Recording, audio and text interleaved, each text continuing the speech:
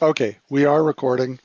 Um, so I just started with the evolution and the 15 years that we've been at this and the changes over that time, both in terms of what it means to be a telecommuter, to be an odd duck versus being a more common thing, and things like simple, practical things like technology that we use.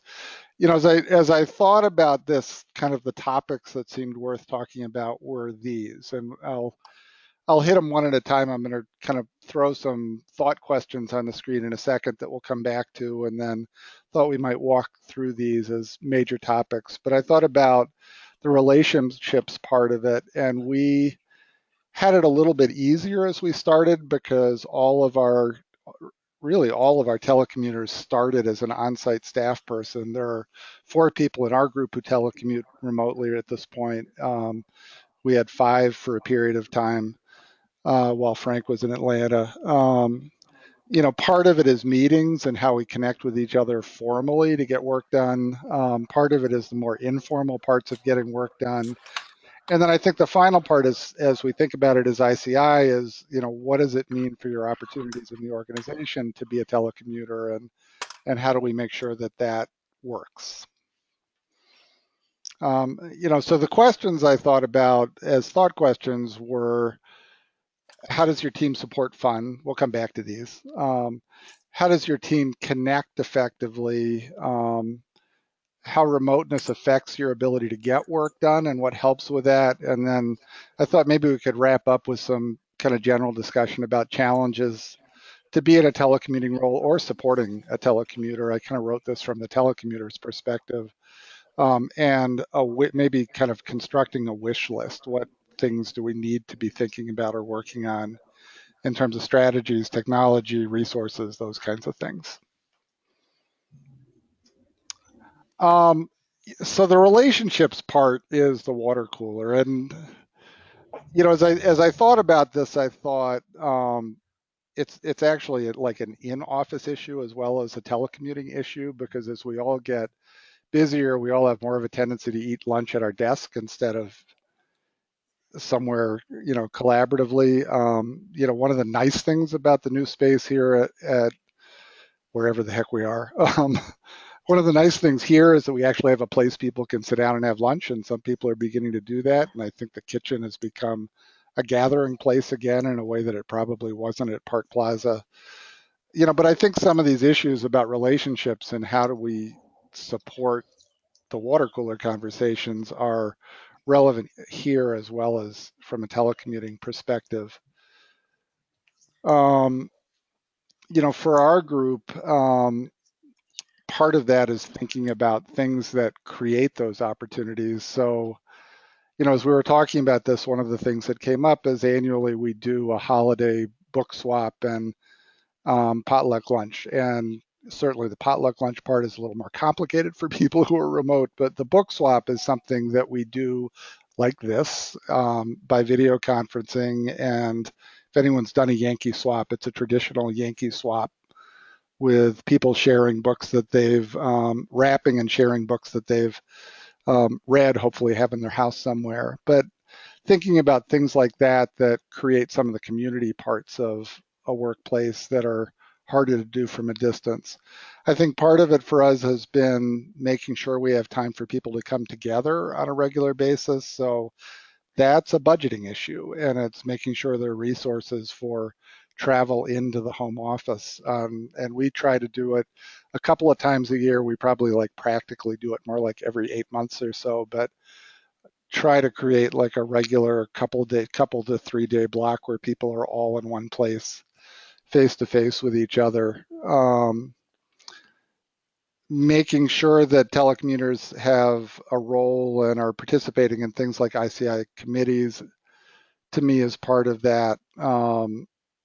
In our team, there's pretty much nobody that doesn't work across more than one project. So everybody's interacting with different members of the team and different configurations at any point in time. I think that's part of what it makes it work. And I'd maybe throw out to Allison and Jamie, Jean, Jen to talk about kind of what pieces from your perspective helps the water cooler part work. And while they're talking, maybe people could think about what makes it, how do your teams help make it fun and help keep connected? What's working? So John, your question was about the water cooler and what helps us to engage in that way? Yeah, to keep connected on a more personal level and um, have fun and build those kinds of relationships. Sure, I can start. I have developed different modes of communication with different people. Some people, just, the nature of our relationships, we text when we need each other, and that seems to work. What I've been really enjoying lately is our use of Basecamp, and it's not just as a project management tool. For us, we're also kind of talking about themes and issues, and particularly with one of our projects, the RRTC on IDD, we are doing interviews with direct support professionals, and those of us who are reading the interviews are talking about themes and how we post on Basecamp what we're finding, and then it facilitates discussion among the whole team. So I think recently our use of Basecamp has been really interesting and helps keep us engaged. I would also say that I think as a team, we probably spend a little bit more time in our project meetings, like first 5 or 10 minutes, just kind of saying what's going on and how are you, and what's happening at the office or what's happening at home or whatever. So I think we use, and that's okay, we allow that, and that's become kind of part of our culture. Mm-hmm. Yeah, I definitely think culture is a big part of it, and we've actually had long discussions about culture, and we've had that, as a team. I think, many of us have worked together for a long time, but I also think we treat each other as people, not just coworkers, and that we have relationships, and we cover for each other when people have sick children or sick somebodies and are out. And I just think there's kind of a relationship and a culture of caring about one another that I really value in our team. That's a super cute picture of Jamie's dog. Well, with her tongue sticking out. That's from one of our staff meetings, and that's from one of our staff meetings, and I think taking the time to capture moments like that does help it work. Take that 5 minutes Jamie talked about to connect, and the dog's wandering around, so we get introduced. That kind of stuff matters. Other folks, across your teams, what activities, strategies, whatever you want to call them, what helps to make it fun and helps people to connect?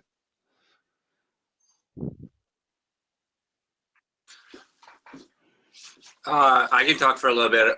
Our team does a lot of remote stuff simply because I'm up here in Maine a lot of the time.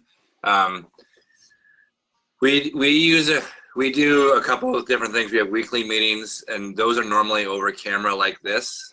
But one thing I did find is that sometimes it's good to do a group text chat you can use Skype or whatever, because sometimes the dynamics change a little bit, whereas people who are reluctant, who are uncomfortable maybe speaking up in a group, or are uncomfortable with cameras and speaking in this method, are more likely to assert themselves in another medium like textual chat. So I like to mix it up, and I find that people might flourish in a different medium. Mm-hmm. I thought that was kind of neat from what we found. And I definitely think that speaks to what I was just talking about with Basecamp. Like when we have, I guess it's a chat, when we have, back and forth, sometimes people who wouldn't necessarily speak up in a meeting, they weigh in over Basecamp, over that kind of, text writing. So I think that's a great point.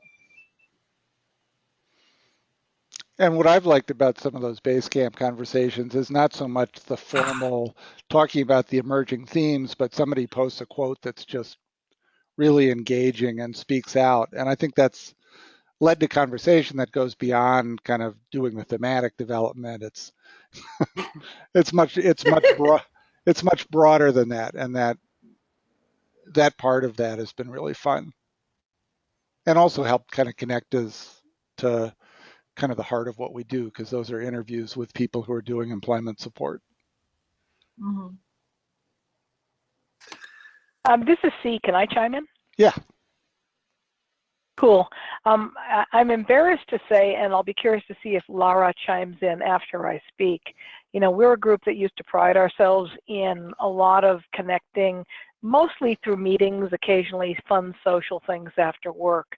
But as our project work has pulled us further and further apart, and more of us are on the road more frequently, and spread across different teams as a result of our project work, I'd say I personally feel we've forgotten the fun as a team.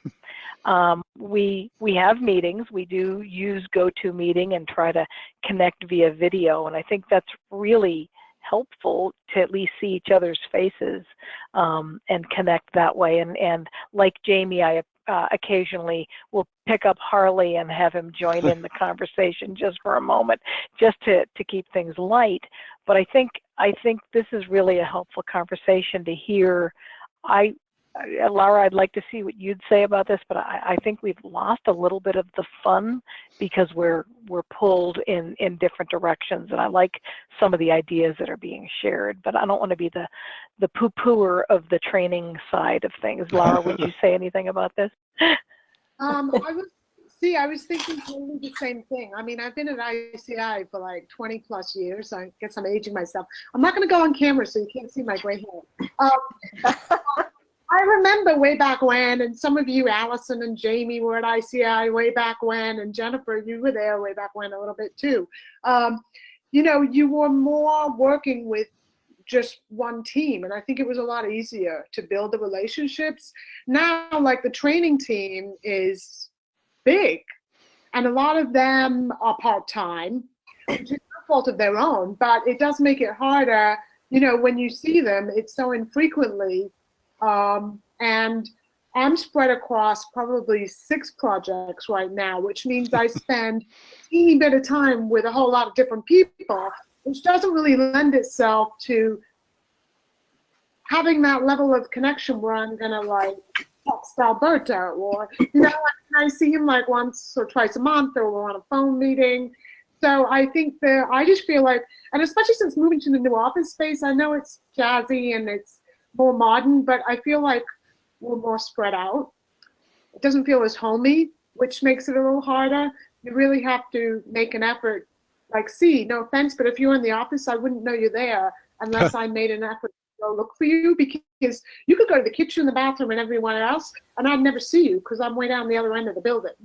I'm not saying there's any fault there, but it's just kind of the way things are set up. So unfortunately, I think that's adding some dynamic to it as well. But I definitely feel like I don't have as many, like, friends at work as I used to.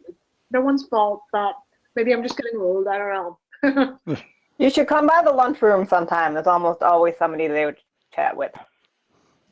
All right. Which This means is a conversation that's helpful. Yeah, I mean, it means carving out the time to do that stuff, which we all need to take some time to do.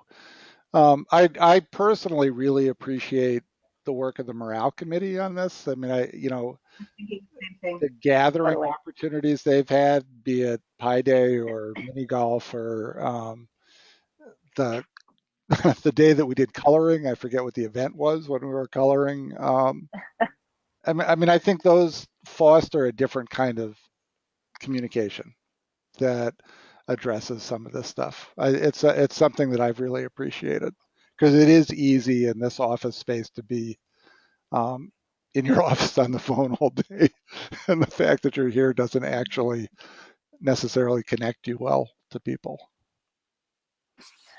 Something that we've been doing recently that I think was more sort of just a random evolution than a deliberate thing is we do the round robin when our team meets, and it used to be always a work topic, and lately it's been the facilitator picked the topics, and so it's been things like, what's been the best thing to happen to you so far in 2016? Or what good books are you reading lately? And just having that 10-minute thing be sort of a more personal, informal discussion is kind of fun. And sometimes it's a work thing, sometimes it's not. But I think that just it's a nice way to just connect. It doesn't take up a big part of the meeting. So if there are other groups that are looking for a way to sort of build that deliberately into a meeting, that might be a good way to do it.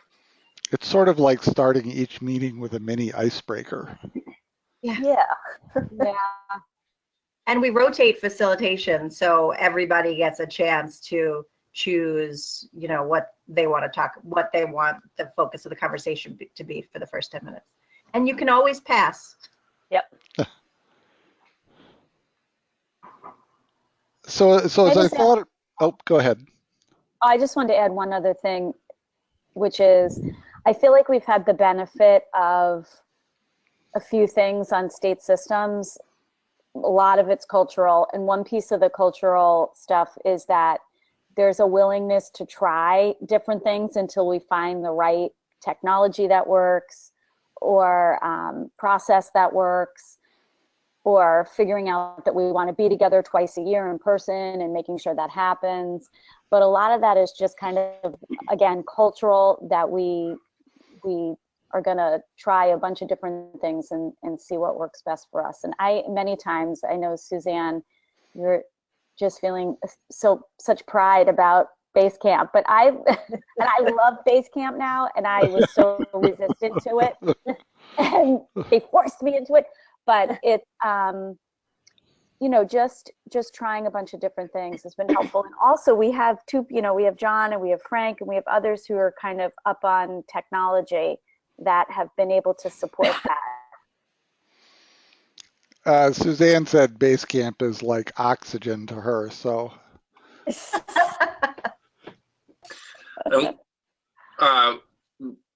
I'll share sort of, it might be a experience that no one else has. I think my situation might be a little bit different, but I find that there's a couple elements in play. One is that I'm like a web designer, a web programmer, like that's what I'm into and that's what I do, but I'm not in like a scene. Like ICI is not a web design shop. We have a few people who do it. So I find that I'm like, and Paul and Julie cannot take the amount of chit chat that I want to do. They're different personalities. They work a different way.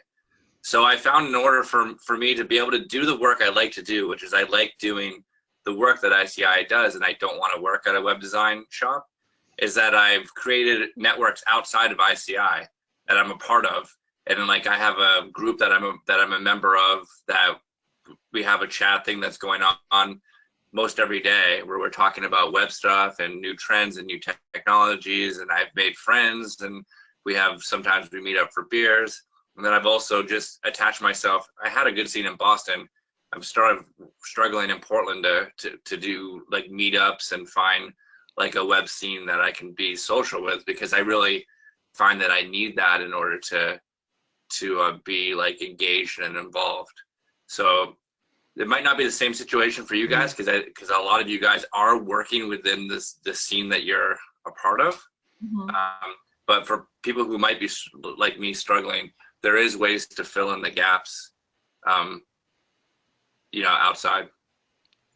I think we'll call it infidelity.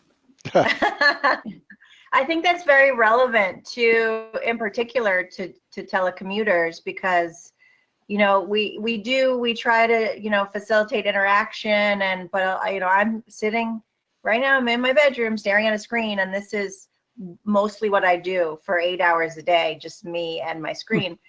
So I do think getting involved locally, and we've talked about different things in terms of local resources, and maybe when IT is not great for us, to get help locally, but also developing relationships locally, and maybe it's with the disability community where you are, or other advocacy, or whatever you're interested in. So I do also think, and that also builds relationships for ICI as well, if you're connecting with disability entities wherever you are, or potential collaborators. So Jeff, even though we're not all like on the tech scene, there are other scenes for all of us, I think, that are really important for us to be involved in. And I just want to also draw attention to some comments that Kate made. She also said it was really important for her team that they were able to be on site together, and that helped to foster relationships. And also they're about to, and she talked about their use of Skype and how they keep it open, and it's acceptable to not kind of accept a call from Skype if you're working, but that it's like an open door kind of policy, like, yep, you can come in and chat with me. And then she also talked about something that we don't really have a lot of experience in, which is hiring people as telecommuters. So their team is bringing on new staff as telecommuters, and she asked about some ideas or strategies for engaging new people who are working remotely. So a part of all of this is actual meetings. As I was thinking about this, I was looking at some stuff that I've collected about telecommuting. That's actually a link at the bottom of the page, so when we share this, you can link to it. But I sort of like this quote that the most implausible science fiction aspect of Star Wars is how smoothly all the Jedi video conferencing works across the galaxy. I mean, I think our group was really patient as we worked through figuring out video conferencing. We had meetings where we started 10 minutes late because somebody took the cord that was connecting the microphone or disconnected the camera, and I think organizationally we still struggle with the equipment part of this thing and people using it differently or not realizing they're disconnecting something or the wrong microphone or the wrong audio is connected. But we've gone through, again, we're going back 15 years before we really had video conferencing. We started with just teleconferencing. I think we started playing with Google Plus first, and that was an imperfect technology, but I think people really liked having the visual of people being kind of with us in the room in a different way, and then Adobe Connect, and then now we're primarily using this platform, GoToMeeting, for these kinds of meetings. I think that evolution, I mean, there's sort of 2 points there. One is I think it helps to have a good platform that helps people see each other. With the caveat that you may be eating lunch and not everybody's on camera all the time. And then I think the second part is just kind of the patience in doing it. And I think the realization, which we try to stay true to, though we book our conference room so tightly here that that's not always possible, is to try and get in there early enough to get everything working before the meeting starts so that you're not figuring it out, particularly if something got replugged. You're not scrambling as the meeting's trying to get started. And I guess I'd be John, interested. you read my mind. This is C. I just want to interject that one of the things I've tried to get better at doing, because a lot of the meetings I coordinate here, I'm trying to be more religious about using GoToMeeting. I'm trying to reserve, because there's the combination of using the technology, it's signing out the rooms, having the rooms available. And one of the things I think ICI has to get better at is asking folks not to reserve the video conference rooms for meetings that aren't going to involve the distance technology. Now, sometimes people need the larger room, and I get that, but it's really frustrating to try to schedule a meeting when the 3 rooms we have can't be accessed, and then you walk by it and they're just in a meeting and they're not using the technology. So I think we need to deal with that. But the other thing I started trying to be religious about is signing the rooms out 15 minutes before and 15 minutes after I need them, because this, folks standing at the door waiting to get in because my meeting went from 12 to 1 and their meeting started at 1 and they need to get the equipment going early. So I think I think there's some lessons to be learned on that end. Sorry, keep going though. Well, maybe put that in like Jeff's agenda for the technology committee, or I don't know who owns that, maybe the executive team, but I agree. I'm not. And the other solution is to try and get this kind of technology into the other rooms so that it's not tied to a single place. I mean, there's one room that works really well and one room that works pretty well if you're trying to gather people in a space and not just do it completely virtual. And we haven't, and that's So there's some transition time because people are so back to back with meetings. Yeah. I mean, I guess I also wonder, I think some, John's having some. Yep. can you guys hear me? Yeah, John, I think you're having some audio problems. Kinda. All right, I think we're good. If we could make more of a widespread culture change to 50-minute meetings, it would help a lot with the scheduling. But it would be Yeah. very different from our current culture where an hour meeting usually goes an hour and 10 minutes. Right. Well, or even an hour meeting that goes an hour, and so you're leaving the room at 12 o'clock and the next meeting's supposed to start at 12 o'clock. Yeah, but that doesn't give them any time to set up. Exactly. Yeah. Yeah. What was I about to say? I mean, there's still the question, some some discussions of kind of virtual teams suggest that meetings should be like this. Everybody is virtual.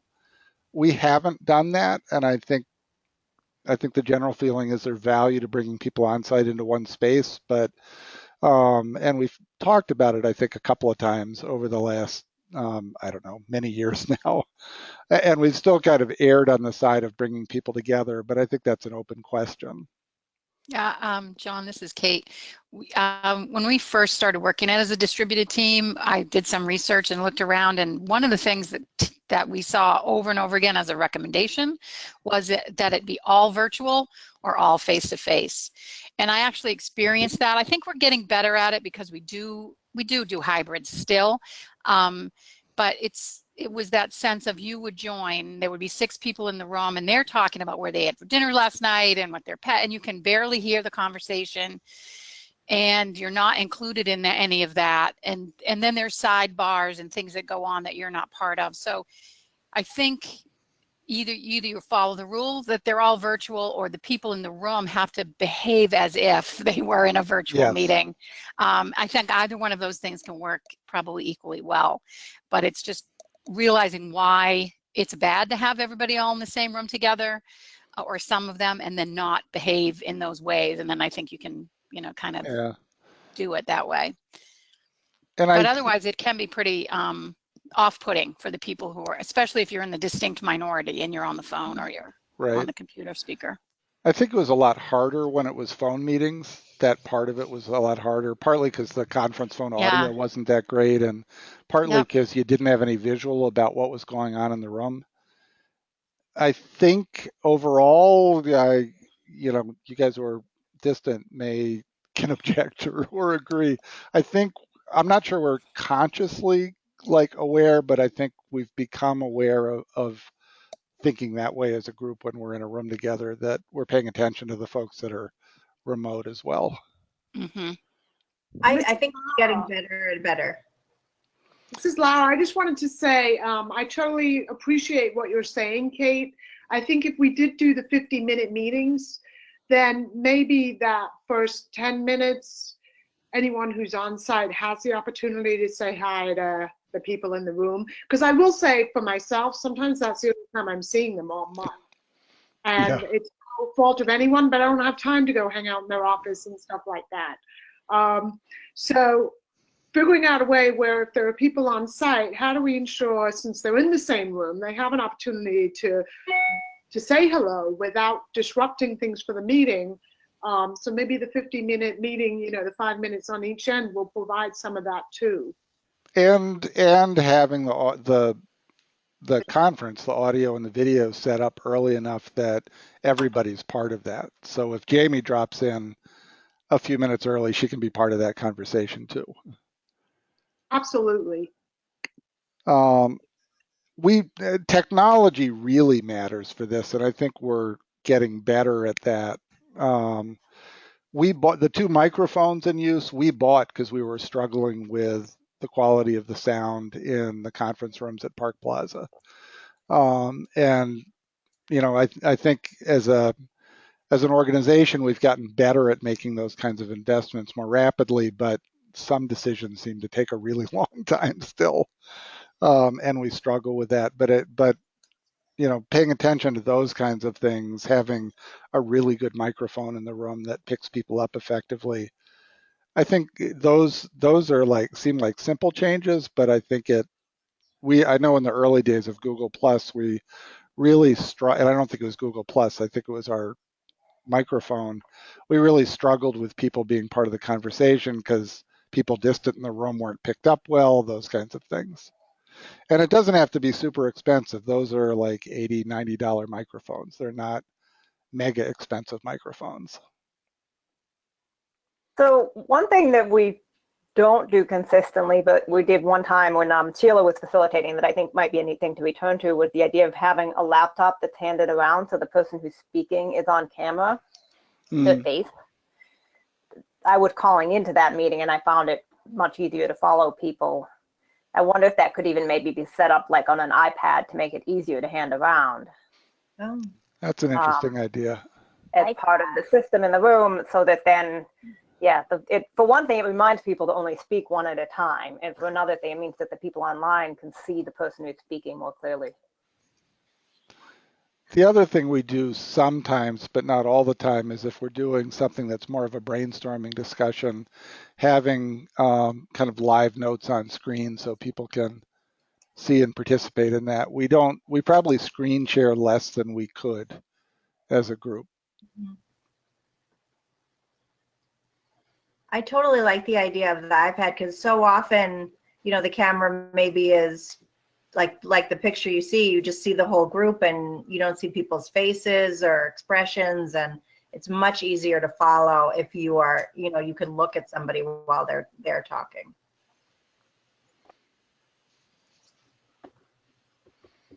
Oh, Alvaro is looking into a new camera that will be in the center of the table. Cindy just added. Oh. Mm-hmm. Awesome. Well, I know John Kramer was experimenting with some long panoramic something as part of the tech team. That was on the $1,000 technology side, though, in terms of price range. So it was pushing it a little bit for a nice camera. And speaking of like low cost technology, what I use for my headset is just $100 set of Bose headphones, and you could probably get away with something cheaper. But a good set of headphones with an integrated microphone works a lot better than using the speaker on your computer. Yeah, and the one that I'm using is a USB headset that was, I think it's currently listing for $35 or $40. Jeff, can you comment on the headset, says Cindy. I find that the new Macs, all the modern Macs, will take the white ear pods and use the sound and the integrated mic. So I find that is a decent way.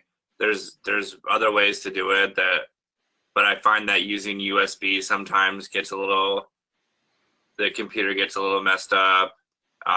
So I find that anything that uses the actual audio port seems to work best.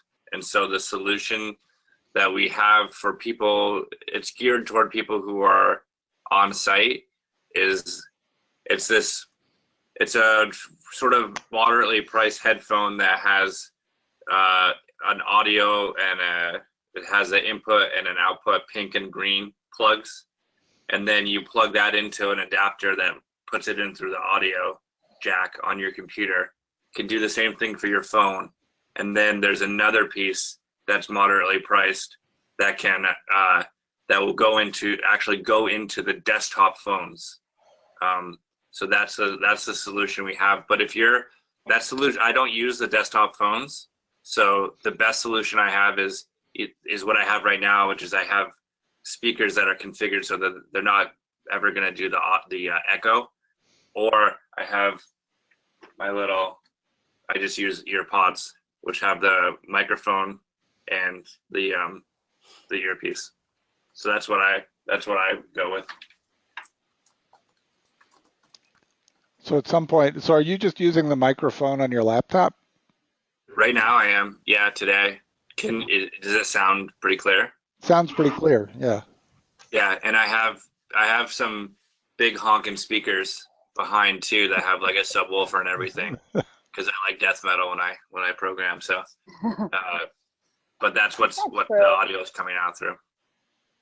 But I think we've found that with some folks, particularly with PCs, that some of the computers have a different sort of cycle around how the microphone picks up what's coming out of the speakers. And so those are the folks particularly that really need to use a headset, because if you're a chronic person who every time you're on the phone, there's echoes, don't even bother getting on without a headset. Right.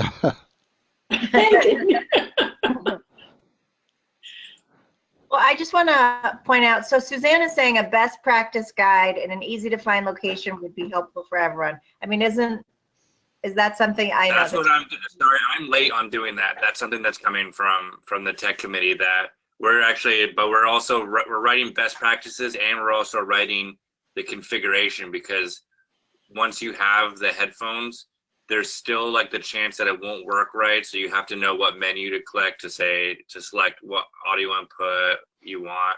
So we're actually like having to take pictures of like the parts and then like do some rather in-depth documentation. So that's coming.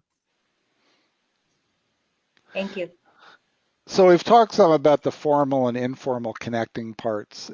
So my fourth general topic, it was sort of getting work done and how we connect around getting work done. Basecamp obviously is a favorite of our team. Some teams are on Teamwork, and that's the official platform of the ICI. But I'm curious kind of what strategies people have found that help you connect effectively and I'm thinking not when you meet, but kind of the day-to-day connecting of getting work done. People talked about texting. Jeff talked about kind of keeping a chat going. Well, one thing that I think that is sort of people are just getting to understand is not necessarily the connecting, but the fact that our documents now, like we're provided with Microsoft Office Live 365 or whatever it is that the university upgraded to. So you have the ability to have rather than emailing documents around, the document will live somewhere centralized, and then everyone just makes edits to that document, and the track changes happens within there. So I find that the teams that get that the fastest are gonna really see a change in their workflow. So I think that we might have to write some documentation on that. Right now, I mean, we're working on this stuff that has to do with backups, and we've just opened up this whole new world of like, well, shouldn't people be working on having their documents off at a centralized location? So I think that will be some stuff that we'll see coming up.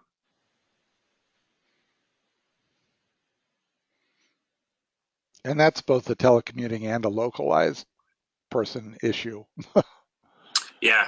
I mean, the idea that, and actually this is like where it's nice to have like that outside community where I was able to talk to a lot of different people who work in a lot of different agencies and stuff about what they do. And one of the neat ideas that came out of all these talks was that the idea is that laptops are disposable. And the idea that if you lose your laptop, you just take another laptop and all your work is somewhere else. So it didn't matter. It didn't matter what you were on. So that was sort of the neat idea that we're sort of playing with right now. So it has to do with backups, but it also has to do with like that all the work is centralized. So for general discussion, kind of, are there ways that your teams have found to connect and keep that kind of day-to-day flow, document sharing, quick chats? We've experimented with Skype for Business or Link on the Mac, but some of us are using it, but we haven't really picked it up well, partly because the Mac side is, at least in my experience, completely unstable and close to useless. So, so we've tried to experiment with some ways to do those kinds of quick, kind of minimally disruptive contacts with each other. What strategies are you guys using to do some of those things?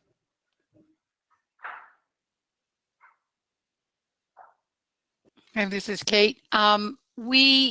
We do use Teamwork. I love Teamwork, I think perhaps as much as Susanna loves Basecamp. And that's where That's we do not all possible. our document. Is it I do. for you, Kate? I'm sorry? Is it oxygen for you? Well, you know that I have to say no, that's not true for me. So you're right, John. You're right. I don't come close. And you know, it's really good for document sharing, and actually we primarily use it for that, even though it has a ton more features around, you know, setting up tasks and milestones and all of that that we use only sporadically. And we use Skype. We did try Link. I love how it shows, like automatically it ties in with your calendar. So it shows that somebody's busy if they're busy on their calendar, which is so great. So I was really kind of in love with it, but it is not working for us that use Macs. It's just not stable, and it's just so frustrating. And so we're sticking with our real standby. Our workhorse has been Skype, just regular old Skype. For text messaging, for sharing our screens, for, we don't use the video very often, but we certainly could, it's there. We probably, Molly and I were just saying to each other off in private chat that we really should do better, because it really is nice to see people's faces. And those, yeah, those are really our primary tools, is Skype and Teamwork. Suzanne asked a question I would love to know the answer to, and that's how to make Oh yeah, me too. the chat box bigger in GoToMeeting so that you can follow. I find that hard because people often chat on the side. In our staff meetings, it's a way to kind of keep communication going, but it's hard to see. It's like in minuscule font. If you click the little square in the upper right-hand corner, you can pull the chat box out, and then make it larger on your screen. Can you make the font bigger? Yeah, the font is still really small. The font is still small, but the pod, you can stretch the pod to make it bigger. Yeah. Like that little I think the problem box. is, And 10 comments at a time. I never knew that. That's better though. But I would still love to figure out a way to make the font size bigger so that you can actually see what's going on. Yeah, I actually pull it on. I have 2 monitors, so I pull it on my second monitor. I tend to be more of a typing chat person than a talking person. So the last major category I was thinking about is how to support and facilitate opportunities, professional, kind of career path, those kinds of things. And, you know, kind of our team, people who are remote, serve all roles. I think that's true of the Think College team as well. People are in leadership roles who are distant. People supervise people who are distant supervise people who are on site, and vice versa. You know, we have kind of we're, I think, largely kind of location neutral as we think about things like that. People are pretty engaged in some of the standing ICI committee structures. You know, kind of what's working for you guys, and what are you thinking about? Well, let me start with maybe Allison, Jamie, Jean, kind of what works for you guys in terms of supporting those pieces of your role at ICI, and maybe other folks have thoughts about how to make sure that being remote doesn't get in the way of that kind of stuff. You want to start, Jamie? You're nodding. Don't have anything immediately. You go first. I can start. I think it has helped me. You know, sometimes we can feel a little bit like not ostracized, but we feel a little different as telecommuters. I think it's been helpful for me to be part of the committee structure, so I can feel like I'm really a part of something kind of bigger than our department. And I think we've heard a lot about strategies in our department today, and I've always felt like that being a telecommuter and the challenges and around that is recognized by our team, by the state systems team. And we've put a lot of good strategies in place. And I think as of late, there's been more emphasis on telecommuting as a whole at ICI. So for me, being part of that committee structure makes me feel valued not only as part of the state systems team, but as part of ICI as a whole. One thing that's changed in the past year, because I moved up here in 2013, and then we moved to wherever, Mount Vernon, in 2015. And I feel like right then when ICI moved, there was a huge uptick in people who were telecommuting sort of casually. And so I feel that that sort of exposed a lot of people to the culture of telecommuting. And I've seen some behavior change from people who now, you know, are a little bit aware of it more. I think a lot of these things, the leadership, the way we supervise others, or our committee involvement, it's very much has to be the responsibility of the telecommuter as well as the responsibility of the ICI to make sure we're feeling integrated, but it's our responsibility too to make sure we take those opportunities to, yes, be on camera and make sure we're participating in committees, look for those leadership opportunities. So it's as much on us as well. This is Jean. No, it's okay. I'm sorry. I've been off camera, but because I was eating lunch and I didn't think you'd want to see that. But I think, you know, one of the things that has been really wonderful, and Jamie, just to kind of piggyback about what you said about putting yourself out there and taking advantage of those opportunities, is that, you know, acknowledging the fact that people have come a long way, especially in the last 2 to 3 years, and how we work and interact with each other. I think the movement to, you know, the way that staff meetings are restructured, and the fact that many of them are fully over the web. And I know that there's logistical reasons for that, but that has been a really nice change. In the past, I maybe would have said, oh gosh, I've got work to do, and I wouldn't attend a staff meeting because I felt like, who's going to notice?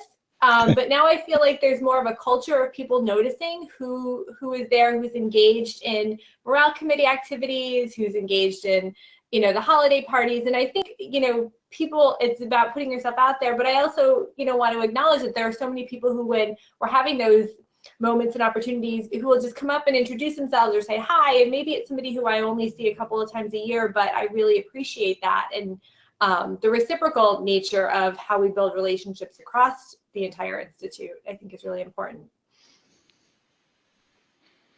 So we're closing in on the hour, so, and probably time to begin to wrap up. I mean, this is an ongoing conversation, and kind of thoughts and questions should probably get funneled through Molly and Allison and fed into the work of the telecommuting committee.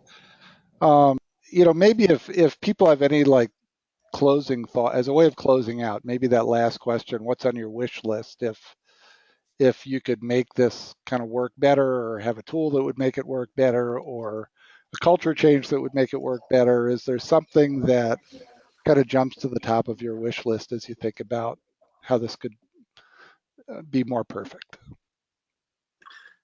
I have two things. I want the Skype for Business on Mac to come out, because we're just waiting for it to, because Link is just such a dumpster fire of a product.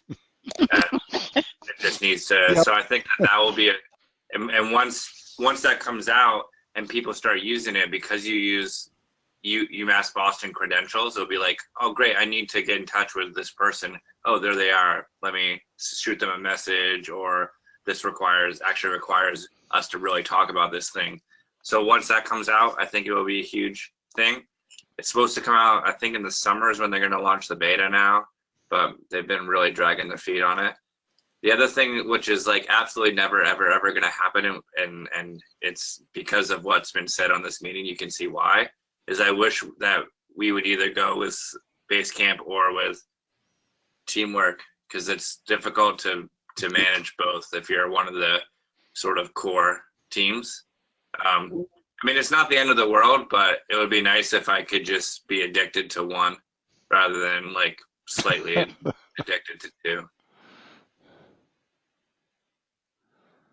On my wish list is access to food at state systems meetings, and sometimes I get that. And cookies, and Jen sent chocolate, and it was really, really, really appreciated. So thank you. My wish list is to join the state systems team because you guys seem pretty cool. This is Molly. But seriously, I think listening to you guys and working with you, it's one of the things that happened as a telecommuter. It wouldn't have happened if I wasn't a full-time telecommuter, and I really appreciate it.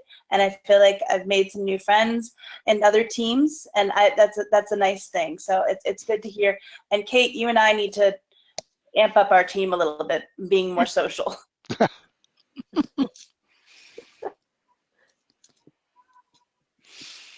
All right.